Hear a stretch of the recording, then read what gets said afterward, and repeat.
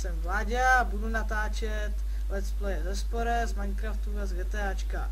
Můj kámoš bude natáčet ze Shake and Fidget, z Minecraftu a z Dynam 4, no a tak dále a tak dále. Takže nazdar a mějte se u našeho dalšího let's playe.